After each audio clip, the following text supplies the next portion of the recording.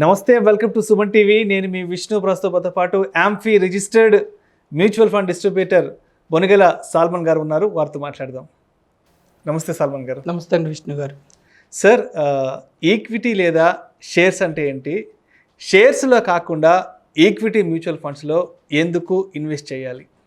విష్ణు గారు, షేర్ అంటే ఒక కంపెనీలో భాగస్వామ్యం, అంటే ఓనర్షిప్, పార్ట్ ఓనర్షిప్.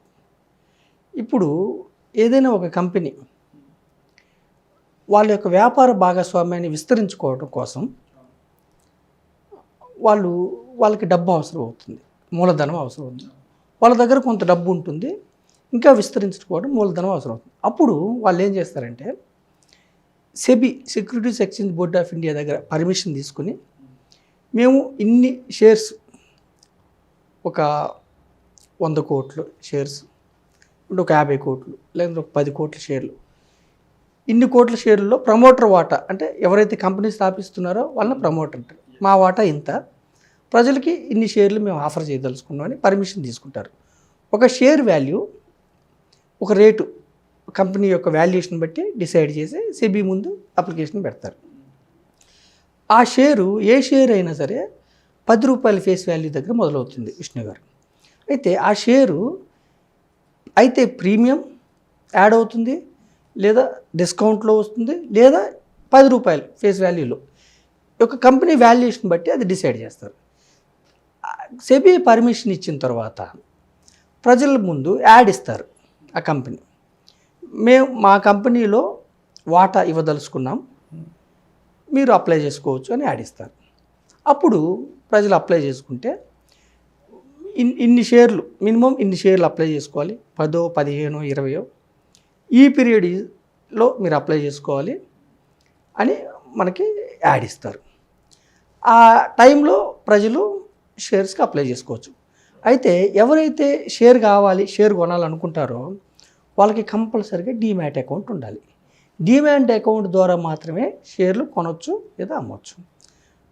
అప్లై చేసుకున్న తర్వాత కంపెనీ ఏం చేస్తుందంటే ప్రజలకి షేర్స్ కేటాయిస్తుంది, అకార్డింగ్ టు అవైలబిలిటీని బట్టి ఉంటుంది. అయితే ఈ పీరియడ్ని ఏమంటారంటే IPO, initial public offer. Company first time షేర్లు ప్రజలకు ఇస్తున్నప్పుడు ఆ పీరియడ్ని ఐపీఓ. కంపెనీ, ప్రజలు కానీ సంస్థలు కానీ ఎవరైనా అప్లై చేసుకోవచ్చు. మ్యూచువల్ ఫండ్ సంస్థలు కానీ, బ్యాంక్ సంస్థలు కానీ, ఇన్సూరెన్స్ సంస్థలు కానీ ఎవరైనా అప్లై చేసుకోవచ్చు. ఆ పీరియడ్ని ఐపీఓ అంటారు విష్ణు గారు.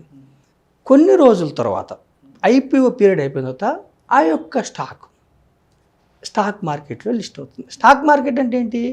ఎక్కడైతే కంపెనీ స్టాక్స్ దొరుకుతాయో దాన్ని స్టాక్ మార్కెట్ అంటారు. స్టాక్ మార్కెట్ లిస్ట్ అవుతుంది. దాన్ని లిస్ట్ అయిన తర్వాత మనం సెకండరీ మార్కెట్ ద్వారా మనం కొనుక్కోవచ్చు. ఎవరైనా ఇంతకుముందు ఐపీఓ ద్వారా షేర్స్ వచ్చిన వాళ్ళు అమ్ముకోవచ్చు, మళ్ళీ కొనుక్కోవచ్చు. ఈసారి సెకండరీ మార్కెట్లో ఒక్క షేర్ కూడా కొనుక్కోవచ్చు. విష్ణు గారు, ఎప్పుడైతే షేర్ మనకి కంపెనీలో వస్తుందో మనము పార్ట్ ఓనర్షిప్, అంటే అందులో భాగస్వాములు అవుతాం.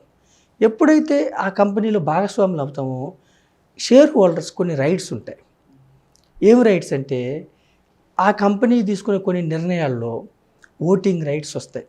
అందరు షేర్ హోల్డర్ సమాన హక్కులు ఉంటాయి, ఓటింగ్ రైట్స్ ఉంటాయి. తర్వాత కంపెనీ యొక్క లాభాల్లో ఒకవేళ కంపెనీ డివిడెండ్ డిక్లేర్ చేస్తే, డివిడెండ్ అంటే లాభాలని షేర్ హోల్డర్స్ మంచి డిక్లేర్ చేస్తే, ఒక షేర్కి 10 రూపాయలు, 5 రూపాయలు ఎంతో షేర్కి ఫేస్ వాల్యూకి 100% అన్నప్పుడు 10 రూపాయలు ఫేస్ వాల్యూకు 10 రూపాయలు, అలా మీకు డివిడెండ్ వస్తుంది. అది సమాన హక్కు అనమాట. ఒక షేర్ ఉంటే 10 రూపాయలు ఉన్నప్పుడు 100 షేర్లు ఉన్నప్పుడు 1000 రూపాయలు. తర్వాత షేర్స్ కంపెనీకి బాగా లాభాలు వస్తున్నప్పుడు బోనస్ షేర్లు ఇస్తారు. 100 షేర్లు ఉన్నప్పుడు 100 షేర్లు, 1000 అలా కూడా మీకు షేర్లు ఇంప్రూవ్ అవుతాయి. తర్వాత ఒక షేర్ వాల్యూ, సపోజ్ 10 రూపాయలు ఉన్న షేరు 10,000, 20,000, 30,000 అలా పెరిగినప్పుడు ఏమవుతుందంటే ఎక్కువ మొత్తంలో షేర్ వాల్యూ ఉంటే ప్రజలు కొనడానికి వెనకాడతారు. కాబట్టి లిక్విడిటీ కోసం ఒక్కోసారి ఏం చేస్తారంటే ఫేస్ వాల్యూ డౌన్ చేస్తారు. అంటే 10 రూపాయలు ఉన్న షేర్ యొక్క ఫేస్ వాల్యూ 1 రూపీ చేస్తారు. ఒక షేర్ ఉన్న వ్యక్తికి 10 షేర్లు చేస్తారు. అంటే షేర్స్ మల్టిప్లై అవుతాయి. ఇవన్నీ మనకి షేర్ హోల్డర్స్కి లాభాలు. అయితే విష్ణు గారు, షేర్ అంటే ఏంటి? కంపెనీలో పార్ట్ ఓనర్షిప్. అంటే బిజినెస్లో ఓనర్షిప్. అంటే మన భారతదేశంలో ఫినాన్షియల్ ఎడ్యుకేషన్ కొంచెం చిన్నప్పటి నుంచి ప్రజలకి కొంచెం తక్కువ ఉంది. ఇప్పుడు చూడండి విష్ణు గారు, మన దగ్గర డబ్బు ఉన్నప్పుడు బ్యాంక్స్లో డిపాజిట్ చేస్తాం. SBI, HDFC, Axis or ICICI whatever. నేను అనేది ఏంటంటే, మనం ఆ బ్యాంకులో ఎందుకు డిపాజిట్ చేస్తాం? ఆ బ్యాంకు దివాలా తీయదు స్ట్రాంగ్ అని అనుకుంటాం కాబట్టి. అంత నమ్మినప్పుడు ఆ బ్యాంక్ షేర్లు కొనుక్కోవచ్చు కదా, మనం కొనుక్కోం. రెండోది, మనం వాడే పవర్ ఎన్టీపీసీ, పవర్ గ్రిడ్, కానీ మనం ఆ పవర్ కొనం. మనం వేసుకునే చెప్పులు బాటా చెప్పులు 20-30 ఏళ్ళ నుంచి మనం బాటా చూస్తున్నాం. బాటా చెప్పులు షేర్ కొనం. టైటాన్ వాచ్ పెట్టుకుంటాం, టైటాన్ షేర్ కొనం. ఇంట్లో కుక్కరు ప్రెషర్ కుక్కర్ వాడతాం, ఆ షేర్ కొనం. అలాగే ఎఫ్ఎంసీజీ, హిందుస్థాన్ యూనిలివర్, ప్రతి సోప్ దగ్గర అన్ని హిందుస్థాన్ యూనిలివర్, ఐటీసీ కొనం.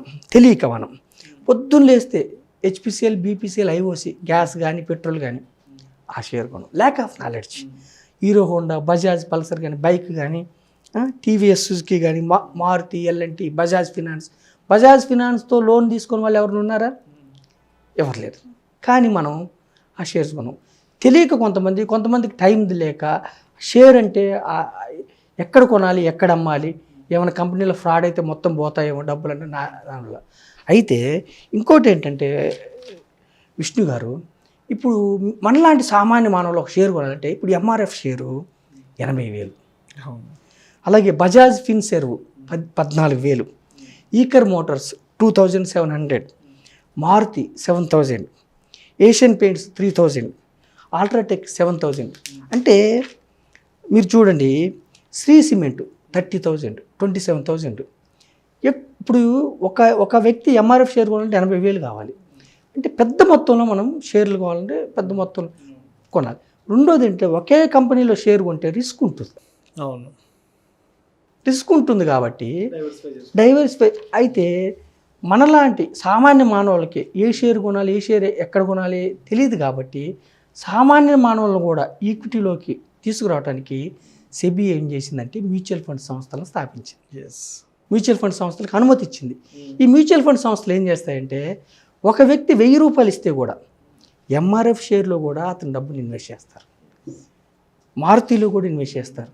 అంటే మీలాంటి వాళ్ళు సామాన్య మానవులు సొమ్ము ఒక నెలలో 50 కోట్లు 100 కోట్లు వస్తుంది కాబట్టి అందరి సొమ్ముతో 10 నుంచి 15 రంగాల్లో, ప్రతి రంగంలో 3 నుంచి 4 కంపెనీస్లో ఇన్వెస్ట్ చేయటం వల్ల ఇన్వెస్టర్కి రిస్క్ తగ్గుతుంది.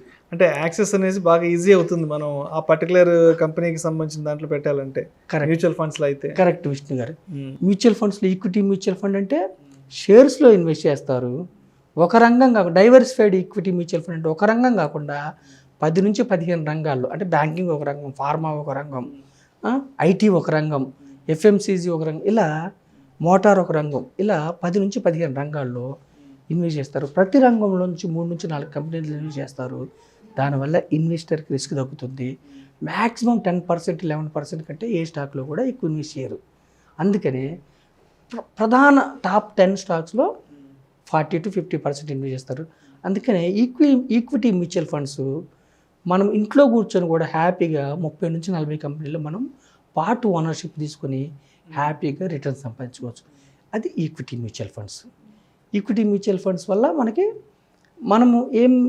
మనమేమి నాలెడ్జ్ పెట్టకుండా కూడా మన తరపున మ్యూచువల్ ఫండ్ సంస్థలు లాభాలు వచ్చేలాగా ఇన్వెస్ట్ చేస్తారు. కానీ equity mutual funds for long term, not for short term.